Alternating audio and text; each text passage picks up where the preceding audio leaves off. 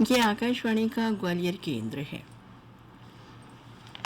कोविड-19 जागरूकता पर आधारित सुनिए विशेष कार्यक्रम मन में है विश्वास। कार्यक्रम सुनने वाले सभी श्रोताओं को कल्पना प्रदीप का नमस्कार। श्रोताओं, कोविड-19 के बढ़ते पॉजिटिव प्रकरणों को देखते हुए समाज में संक्रमण ना फैले, इसको ध्यान में रखते हुए ग्वालियर जिले में शनिवार और रविवार को 2 दिन सभी बाजार बंद रहेंगे, जबकि सोमवार से शुक्रवार तक बाजार दोपहर 2 बजे तक खुले रहेंगे। बाजार खुलने के दौरान दुकानदारों एवं आमजनों को सोशल डिस्टेंसिंग का पालन करने के साथ अपने चेहरे को मास्क से ढक कर रखना होगा। इस आशय का निर्णय सर्वसम्मति से गुरुवार को कलेक्टर ग्वालियर श्री कौशलेंद्र विक्रम सिंह की अध्यक्षता में आयोजित जिला क्राइसिस मैनेजमेंट कमेटी की बैठक में लिया गया। कलेक्टर कौशलेंद्र विक्रम सिंह ने बैठक में बताया कि मुरैना जिले में कोरोना के बढ़ते पॉजिटिव मरीजों को देखते हुए जिले के बॉर्डर पर आने वाले और जाने वाले जितने भी लोग हैं, जिला प्रशासन द्वारा जारी दिशा निर्देशों का पूर्ण रूप से सख्ती से पालन करेंगे। अति आवश्यक सेवाओं और मरीज को उपचार से संबंधित छोड़कर किसी भी प्रकार की अनुमति नहीं दी जाएगी। बैठक में सर्वसम्मति से निर्णय लिया गया कि कोरोना के संक्रमण को रोकने के लिए शनिवार और रविवार को चिकित्सालय परिसर की मेडिकल दुकानों को छोड़कर बाजार पूर्ण रूप से बंद रहेंगे, जबकि सोमवार से शुक्रवार तक दोपहर 2 बजे तक बाजार खुले रहेंगे।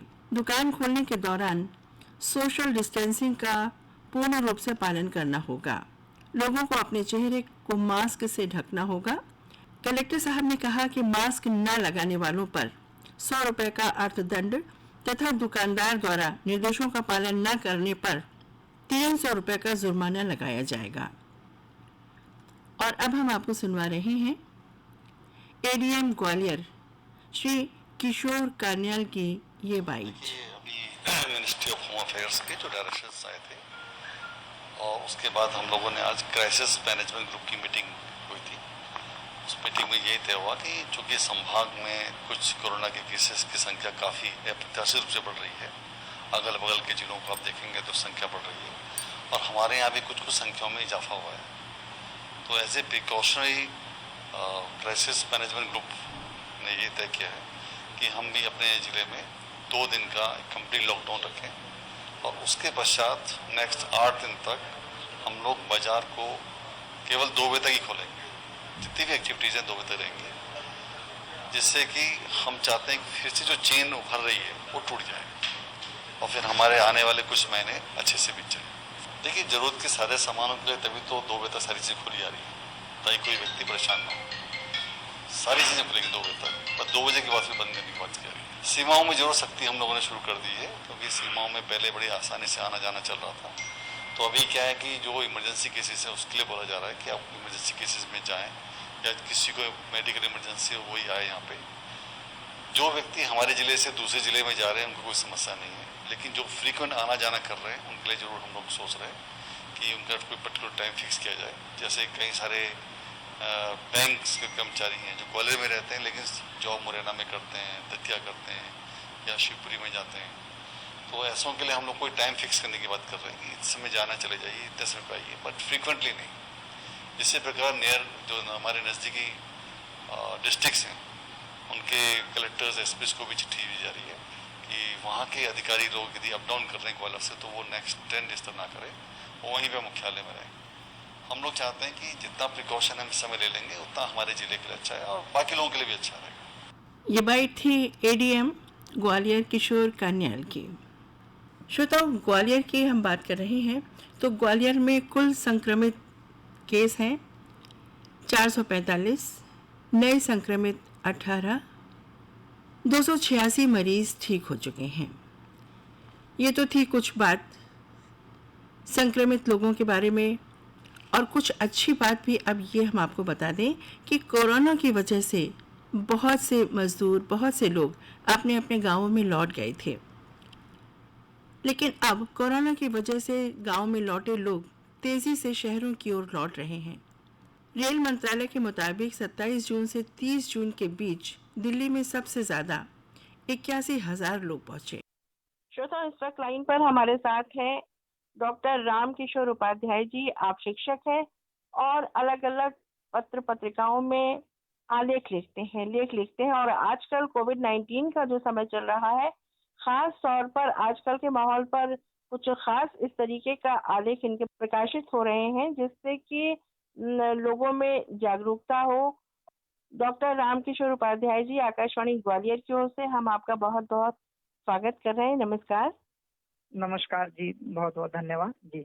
और जैसा कि मुझे पता है कि आप कोविड-19 के दौरान काफी कुछ ऐसे प्रयास कर रहे हैं जिससे समाज में एक जागरूकता फैले और वो अपना काम सही तरीके से कर सकें। तो इसके लिए हम आपसे यही जानना चाहते हैं, आप क्या कर रहे हैं जिससे कि लोग आजकल के समय को समझें और उस हिसाब से काम कर सकें? मेरा तो सब लोगों से आग्रह और जो कार्य हम लोग पढ़ने पढ़ाने से संबंधित व्यक्ति हैं, तो हम सब लोगों में अवेयरनेस जितनी अधिक से अधिक हो जाए, अधिकतम लोगों तक जानकारी पहुंच जाए कि उन्हें किस तरह से नीट एंड क्लीन रहना है, किस तरह से स्वच्छता को अपनाकर, और इस कोविड-19 को लेकर लोगों में जो गलत धारणाएं पनपती जा रही हैं और जो लोग अपने मन से कुछ भी इसका अर्थ लगा करके या तो बहुत अधिक भय मान करके डर रहे हैं, या फिर कुछ लोग हैं जो बिल्कुल भी भय नहीं मान रहे और ये दिखा रहे हैं कि हमें तो ये कोरोना हो ही नहीं सकता। लोग हमको यहाँ समाज में परिलक्षित हो रहे हैं। तो दोनों अतिवादियों को हम संदेश देने का कार्य और जन जागरण का कार्य कर रहे हैं। आप बिल्कुल सही कह रहे हैं कि अति और चीज की बुरी होती है। ऐसे अब जो लोग, कुछ लोग ऐसे हैं, दुकानों पर जाओ, मार्केट में भी जाओ, तो वो लोग मास्क लगाए नहीं रहते हैं, या तो उनके जेब में रखा होगा मास्क, या गमछा होगा तो गले में पड़ा होगा। फिर दुकान वाला पुलिस का सायरन सुनेगा तो फिर कहेगा अरे अरे भैया चालान कट सकता है, और फिर आप मास्क लगा लीजिए। तो ऐसी स्थितियों में हम तो लोगों को अपील करते हैं कि भाई पुलिस के चालान के डर से मास्क मत पहनिए, आप अपने जीवन को सुरक्षित रखने के लिए मास्क पहनिए जी। तो इसमें सरकार का लाभ से भी अधिक आपका लाभ है। सरकार तो आप ही की है, आप ही के लिए सरकार है। हम सब लोग सुरक्षित रहें, तो भय के डर से या किसी भय से या दंड के वजह से हमको मास्क लगाना है। और एक और बात मैं कहना चाहूंगा कि कई लोग मास्क की जगह पर रूमाल ऐसे ही लगा लेते हैं तो वो कहीं से खुल रहा है। अरे हमें पूरी तरह से नाक और मुंह को ढकना है, तो प्रयास यह होना चाहिए कि आप या तो मास्क ही लगाएं, और यदि मास्क नहीं है तो फिर यदि गमछा का प्रयोग भी कर रहे हैं तो वो बहुत प्रॉपर और ठीक प्रकार से बंधा हुआ होना चाहिए, उसमें केयरलेस नहीं होनी चाहिए। दूसरा, हम कुछ अभी आलेखों में मैंने एक आयुर्वेद को भी थोड़ा सा फोकस किया कि इस समय आयुष मंत्रालय भी काढ़ा पीने की अपील कर रहा है, और पूरे विश्व भर में एक ऐसी स्थिति हुई है कि जो हमारे बड़े बड़े एलोपैथी के शोधार्थी हैं, चिकित्सक हैं, वो भी अभी तक कोई ऐसी टीका या दवा कोरोना के लिए ढूंढ नहीं पाए हैं। तो ऐसी स्थिति में हमारे पास आयुर्वेद का भी एक विकल्प है। तो प्लस पॉइंट तो ये है आयुर्वेद में कि इम्यूनिटी बढ़ेगी और इसका कोई साइड इफेक्ट नहीं है। तो जो गंभीर रोगी हैं उन्हें तो मैं यही सलाह दूंगा कि जो गंभीर और एक्टिव पेशेंट हैं वो तो अपने चिकित्सक के हिसाब से ही, परामर्श से ही तुरंत जाकर के उसका इलाज लें। लेकिन यदि जिनको लगता है कि हमें सीजनल कोई बुखार हो रहा है, जैसे हमारे यहाँ थोड़ा बहुत खांसी जुकाम भी होता है, तो इम्यूनिटी हमारी बनी रहे, ऐसी स्थिति में आयुर्वेद की दवा लेने में भी कोई बुराई नहीं है। आयुर्वेद का तो अर्थ ही है आयुर धन वेद। आयुर माने दीर्घ आयु और वेद माने विज्ञान। किंतु उसमें भी मनमाना आचरण न करें कि हम अपने मन से कुछ भी लें। तो थोड़ा योग भी करें और हाथ भी सैनिटाइजर से धोते रहें, प्रॉपर वे में चलें। और यदि आयुर्वेद में भी आपकी आस्था है तो उसका अध्ययन कर लें, थोड़ा बहुत पढ़ते भी रहें। अब जैसे गिलोय की बात बताई जा रही है कि गिलोय का काढ़ा पिएं, तो देखेंगे कि उसमें टिनोकार्डिसाइड है, तुलसी में स्कूटेलेरिन है, और हमारे जो मसाले हैं उनमें मिनरल्स हैं, विटामिन हैं।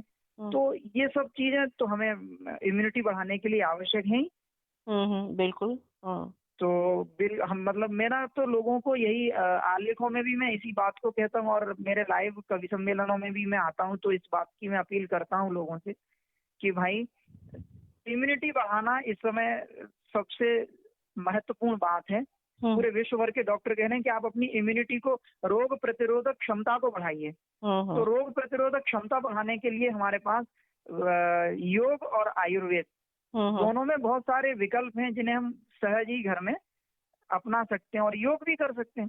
बिल्कुल। लेकिन कोरोना को लेके जो कुछ लोग ऐसे मनमाना जो आचरण कर रहे हैं कि नहीं हमें नहीं होगा, तो भैया किसी को भी हो सकता है, बड़े बड़े वीआईपी को भी हो सकता है। बिल्कुल। और इसमें तो कुछ देशों के प्रधानमंत्री तक को भी हो चुका है।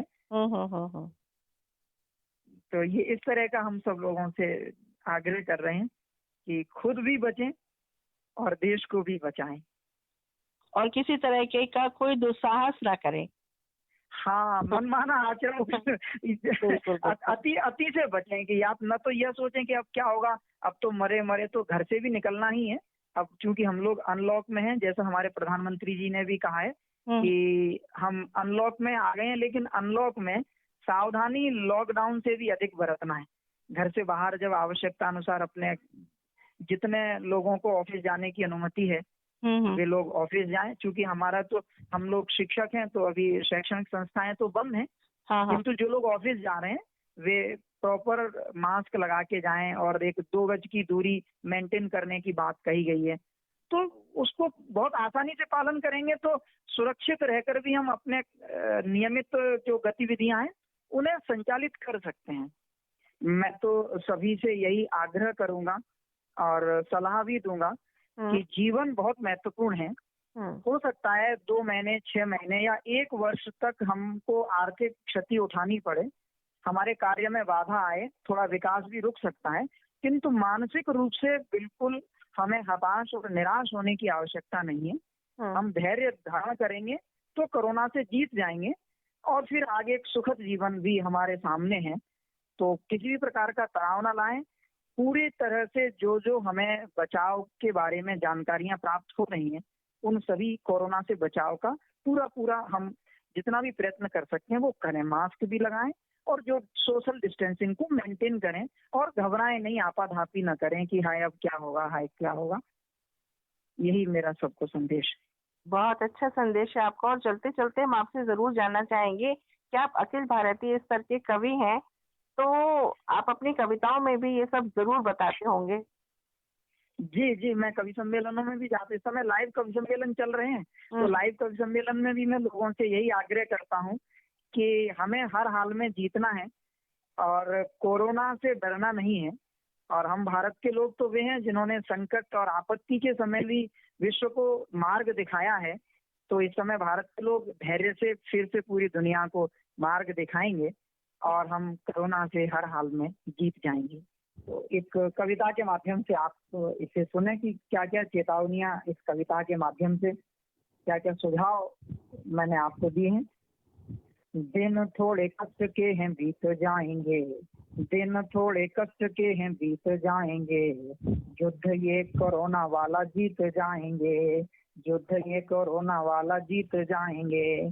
दूर से करो प्रणाम, दूर से मिलो, योग से रहो निरोग, पुष्प से खिलो, व्यर्थ में न रोगियों के पास जाओ तुम, फल सब्जी शुद्ध जल से धो के खाओ तुम, फल सब्जी शुद्ध जल से धो के खाओ तुम। मन रखो पवित्र और तन में स्वच्छता, आयुर्वेद से बढ़ेगी पूर्ण दक्षता, मुंह बांध सिर ढक आए जाएंगे, युद्ध ये कोरोना वाला जीत जाएंगे, युद्ध ये कोरोना वाला जीत जाएंगे। और इस कोरोना के युद्ध को जीतने के लिए हमें और क्या क्या करना है, हमें अपनी उन पद्धतियों को भी स्मरण करना है जो नित्य जीवन में हम अपनाते थे। हाथ पांव धोना नित्य संस्कार था, किंतु न वो फैशनों में ये भी धार था, पदवेश द्वार पर रखते थे सब, किंतु बेडरूम तक जाने लगे अब। हमारे बचपन से ही संस्कार में ये सिखाया जाता था कि हमेशा हाथ पांव धोकर के ही भोजन करिए, घर के अंदर पदवेश यानी जूते चप्पलों को न ले जाइए, बाहर उतारिए। किंतु आजकल हमने नई पद्धति में, नए फैशन में, पाश्चात्य सभ्यता में यह समझ लिया कि घर के अंदर तक, बेडरूम तक जूते पहनकर जाना, यही शायद संभवतः विकास का लक्षण है।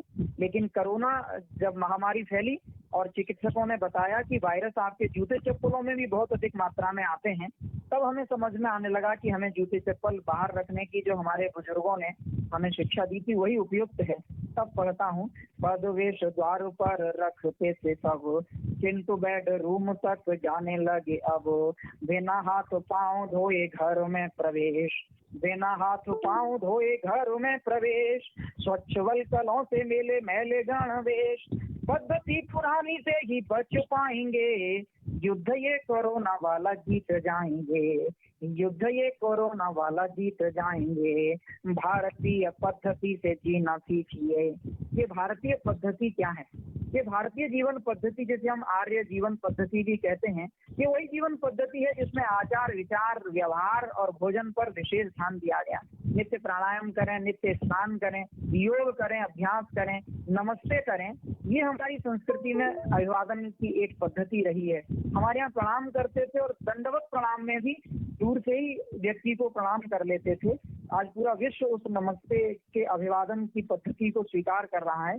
उसी को हमें यदि अपना लेंगे तो कोरोना से बच सकते हैं। तो भारतीय पद्धति से जीना सीखिए, आर्य श्रेष्ठ पद्धति से जीना सीखिए, ध्यान रहे भीड़ भाड़ में न दिखिए, कार्य कारोबार में भी दूर बैठिए।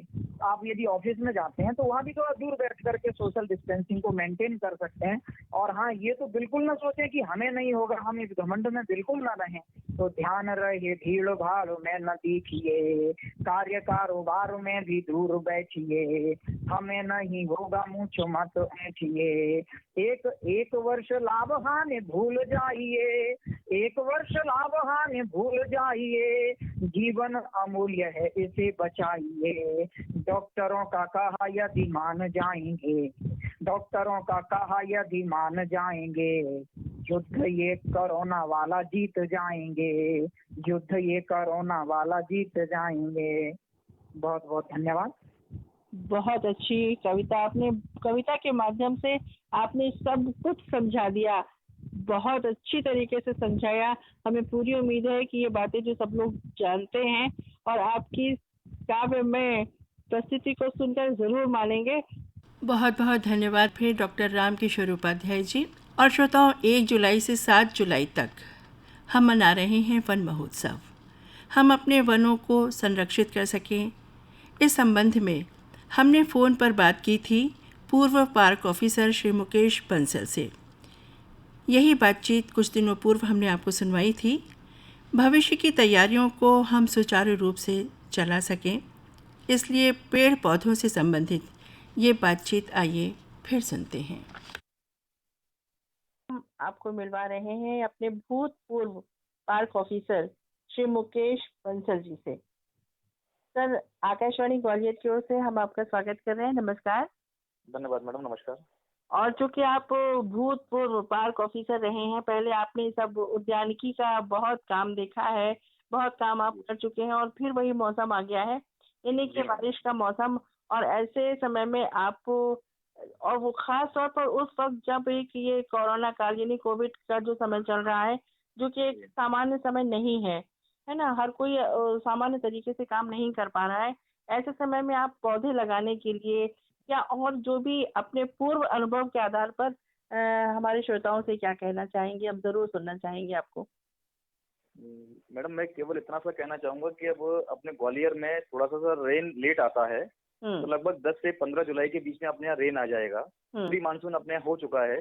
तो अब इस समय पर आप जो भी पेड़ लगाना चाहते हैं वो अपने गड्ढे वगैरह सब तैयार कर लें, और जैसे ही पहली बारिश गिरे तो उस बारिश में वो प्लांटेशन करें। और मैडम, आज के हालातों को देखते हुए ये लगता है कि प्लांटेशन मस्ट जरूरी है इस देश के लिए, क्योंकि जितना प्लांटेशन अपन करें उतना ही इस समय आवश्यकता है और जरूरत है शहर को भी और वातावरण को भी। लेकिन मैडम, इसमें मैं एक बात और कहना चाहता हूँ कि आप उतना ही प्लांटेशन कीजिए जितना आप उसको देखभाल कर सकें। बहुत सही। सर्वाइव जितने प्लांट सर्वाइव कर सकें उतने ही प्लांट्स को आप रोपण कीजिए। अगर आपके पास जगह नहीं है, अगर आपके पास पेड़ लगाने के लिए जगह नहीं है, कोई इशू नहीं है, आप अपने घर की छत पर 4 गमले रख लीजिए, उन 4 गमलों में आप बोगनविलिया है, गुड़हल है, तुलसी का पेड़ है, आप इनको लगा लीजिए। ये भी वातावरण को शुद्ध करने का काम करते हैं। बिल्कुल बिल्कुल बिल्कुल सही कह रहे हैं आप। और क्या? लेकिन मैडम पेड़ लगाना बहुत जरूरी है अपने को, पेड़ बहुत जरूरी है, पेड़ लगाना। लास्ट ईयर मैडम हमने जिला प्रशासन और माननीय कलेक्टर साहब के मार्गदर्शन में सिरोल की पहाड़ी है, सिटी सेंटर क्षेत्र में एक एरिया है सिरोल की पहाड़ी करके। अच्छा। वहाँ पर मैडम हमने 5000 पेड़ों का रोपण किया था। आज हमारे पूरे के पूरे पेड़ वहाँ सर्वाइव हैं। बहुत बढ़िया, बहुत बढ़िया। वो हरियाली, वो पहाड़ी बिल्कुल हरी हो गई है अब। और इस बार भी कलेक्टर साहब के और निगम कमिश्नर साहब के मार्गदर्शन में हमको ये पहाड़ी को चिन्हित करेगी नगर निगम, और उस पर हम भी करीब 10,000 के आसपास हम उसको प्लांटेशन करेंगे और उसको भी हम पूरा सर्वाइव करवाएंगे अब। क्योंकि मैडम शहर में जगह बहुत कम है, इसलिए अब हमको आउटर एरिया देखने पड़ेंगे और वहाँ पर लंग्स एरिया डेवलप करने पड़ेंगे, जिससे वहाँ पर ऑक्सीजन, प्रचुर मात्रा में ऑक्सीजन उत्पन्न हो, जिससे शहर का थोड़ा सा पर्यावरण ठीक हो, वायुमंडल ठीक हो। बहुत सही आपने कहा कि सबसे खास बात है कि हम पेड़ों को लगाएं और उसकी देखभाल जरूर करें, है ना, तभी हमें ऑक्सीजन मिल पाएगी और हमारा पर्यावरण बिल्कुल शुद्ध हो पाएगा। इसके अलावा बहुत से जो प्रकृति प्रेमी हैं, पर्यावरण प्रेमी, बहुत सारे ऐसे लोग हैं जो पौधरोपण का काम करना चाह रहे हैं और उसके लिए प्रयत्नशील भी हैं। तो उन लोगों के लिए आप कुछ खास संदेश, कुछ खास बताइए जिसमें वो लोग भी खुश हो जाएंगे और उन्हें काम करने की एक दिशा मिल पाएगी। जी मैडम, इसके लिए 3-4 नर्सरियां हैं शहर के अंदर। एक तपोवन है वन विभाग की नर्सरी, एक नगर निगम की नर्सरी है जमुनाबाग नर्सरी, और इसके अलावा कुछ प्राइवेट नर्सरियां भी हैं। जो लोग अपनी हैसियत के हिसाब से पेड़ लगाना अगर चाहते हैं तो यहाँ से वो पौधे भी प्राप्त कर सकते हैं और पौधे लगाएं। वो कम से कम मैडम अगर एक आदमी ये संकल्प ले ले कि मैं अपने जीवन काल में एक पौधा अगर रोपित करूंगा तो भी मैडम बहुत, एक पौधा रोपित करके उसका सर्वाइवल कराऊंगा, उसको जीवित रखूंगा, तो पर्यावरण अपना बिल्कुल सुधर जाएगा। बहुत सही कह रहे हैं आप। और वो दिन, पेड़ लगाने का दिन, बारिश का मौसम तो ठीक होता ही है, अगर कोई ये सोचे कि हम अपने जन्मदिन पर एक पौधा लगा दें। जी है ना जी मैडम, बहुत अच्छी बात है जी, बहुत अच्छी बात है। इसके लिए नगर निगम ने भी कुछ एरिया बनाए हैं। आप हमारी गौशाला में जाएं, लाल टिपारा गौशाला है हमारी, आप वहाँ पर जाके अपना जन्मदिन का पौधा लगाएं। वहाँ पर आप हमारी सिरोल पहाड़ी पर जाएं, वहाँ पर आप जन्मदिन का अपना पौधा लगाएं। लेकिन मैडम पौधा लगाने के बाद आपको उसको रेगुलरली मॉनिटरिंग जरूर करनी पड़ेगी, आप जब भी पौधा लगाएं। और अगर आप मॉनिटरिंग नहीं कर सकते हैं तो आप अपने घर में ही पौधा लगा लें, आप उसमें रोज पानी दें आप। लेकिन मैडम पौधा लगाने के बाद उसकी देखभाल तो बहुत जरूरी है, क्योंकि पौधा और बच्चे में कोई अंतर नहीं होता मैडम। बिल्कुल बिल्कुल बिल्कुल। पौधा एक जीवित संरचना है प्रकृति की। पौधा अपने आप में जीवित संरचना है। पौधा इंसानों जैसे सांस लेता है। बिल्कुल। और पौधा तो अपने को प्राणदायिनी ऑक्सीजन पेड़ों से ही मिलती है, जिससे आज अपन जिंदा हैं, जिनका पौधे कोई शुल्क नहीं लेते अपने से। बिल्कुल बिल्कुल। और जो अपने को अपने जीवन के लिए सबसे महत्वपूर्ण अगर कुछ है तो वो ऑक्सीजन है, और ऑक्सीजन अपने को पौधे निःशुल्क देते हैं। जिस दिन अपन जिस कंसेप्ट को समझ जाएंगे उस दिन मैडम ये देश पूरा हरा हो जाएगा। बहुत ठीक कह रहे हैं आप। और सबसे बड़ी बात तो ये भी होती है कि पौधों में भी भावनाएं होती हैं, हम उनसे बातें करते हैं। बिल्कुल बिल्कुल। जब हम उनके पास थोड़ा सा अपना वक्त बिताते हैं, कुछ थोड़ी सी बात अपने मन की उनसे करते हैं, कुछ हंसते हैं, गुनगुनाते हैं, तो आप देखिए कि जो पेड़, जहाँ तक कि मुझे पता है, जो कि वैज्ञानिकों ने बताया है कि एक सामान्य कोई पौधा कहीं रखा है और दूसरे पौधे के पास जाकर के जब हम उससे बातें करते हैं, उसकी ठीक तरीके से देखभाल करते हैं, उसके साथ कुछ गुनगुनाते हैं, वो पौधा ज्यादा अच्छी तरीके से डेवलप करता है। बिल्कुल सही बात है मैडम जी आपकी। मैंने आपसे कहा ना मैडम, पौधा जीवित है, पौधा इस प्रकृति की जीवित संरचना है। अब आप कभी पीपल के पत्ते को आप तोड़ के देखिए मैडम, उसमें से पानी निकलेगा, सफेद दूध जैसा निकलेगा उसमें से। बिल्कुल बिल्कुल ठीक है। आप पीपल के पेड़ पे आप कुल्हाड़ी चलाइए तो उसमें से पानी निकलता है मैडम जी। रोते हैं ये पौधा जीवित संरचना है। और कई बार जब किसी खास मजबूरी की वजह से किसी पेड़ को काटना पड़ जाए जी तो फिर क्या करें? क्योंकि तो मैडम अगर ठीक है, अपने को चूंकि अपन विकासशील देश में अपन रह रहे हैं तो अपने को डेवलपमेंट के लिए पेड़ काटना भी पड़ते हैं अपने को। लेकिन मैडम जितना अपन पेड़ काटते हैं उसके कम से कम, हमारे एक्ट में तो लिखा हुआ है 10 गुना पेड़ अपने को लगाना चाहिए, लेकिन कम से कम 5 पेड़ तो अपन लगाएं एक पेड़ के बदले में। बिल्कुल, अपन एक पेड़ के बदले में कम से कम 5 पेड़ लगाएं। और उसकी देखभाल भी पूरी करें, क्योंकि मैडम अपन एक 40 साल का अगर पेड़ काट रहे हैं तो अपन 5 महीने के बच्चे को अगर लगा रहे हैं तो मैडम उसकी 40 साल तक देखभाल तो अपने को करनी पड़ेगी ना। बिल्कुल ठीक कह रहे हैं आप। जी। जब हम ये देखभाल करेंगे और तभी हम खुद भी सरवाइव कर पाएंगे, तभी हम खुद भी इस समाज में रह पाएंगे, स्वस्थ रह पाएंगे, है ना? बिल्कुल बिल्कुल मैम, बिल्कुल मैम। ये थोड़ी सी बात हम आपसे और जानना चाह रहे थे कि अभी थोड़ी देर पहले आपने कहा था कि शहर में कुछ नर्सरियां हैं जिनसे कि हम प्राप्त कर सकते हैं। जी जी। लेकिन कई बार क्या होता है, देखिए हमें पेड़ लगाने का बहुत शौक है, पौधे लगाने का हम इच्छा रखते हैं और हम उसकी पूरी परवरिश भी करना चाहते हैं और करेंगे भी। लेकिन पौधे इतने महंगे होते हैं कि हर कोई उसका दाम जब सुनता है ना तो आगे बढ़ जाता है, फिर वो नहीं, है ना? तो ऐसी स्थिति में क्या हो सकता है? मैडम ऐसी स्थिति में यह है कि ग्रामीण इलाके में अगर कोई पेड़ लगाना चाहता है तो आदरणीय कलेक्टर महोदय के यहाँ एक डिपार्टमेंट है जिला पंचायत। जिला पंचायत में उनको पेड़ निःशुल्क मिल जाते हैं ग्रामीण एरिया में लगाने के लिए, और शहरी क्षेत्र में अगर वो लोग पेड़ लगाना चाहते हैं तो नगर निगम उनको अवेलेबल करा देता है। तो ये निःशुल्क मिलते हैं? बिल्कुल बिल्कुल, निःशुल्क पौधे देते हैं नगर निगम और जिला पंचायत। तो इसके लिए इन पौधों को लेने के लिए क्या करना होगा? मैम संबंधित कार्यालय में जाना चाहिए उनको, जो पौधे लेना चाहते हैं वहाँ पर एक फॉर्म भरा जाता है।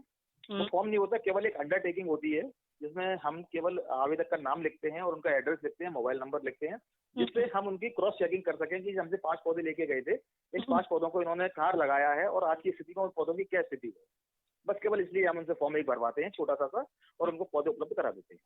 बहुत सही है। तो जो इच्छा रखते हैं पौधे लगाने की, बिल्कुल बिल्कुल, के लिए भी और वातावरण को अच्छा रखने के लिए भी, जी तो उनको और को खर्च उतना करने की स्थिति में नहीं है या जो भी वजह है, तो उनको निःशुल्क पौधे मिल जाएंगे और वो ये सब पेड़ लगा करके, क्योंकि एक पेड़ जब हम लगाते हैं और उसे बड़ा होते देखते हैं, लहलहाते देखते हैं, तो जो खुशी हमें खुद को मिलती है वो की जा सकती है, बताना मुश्किल है।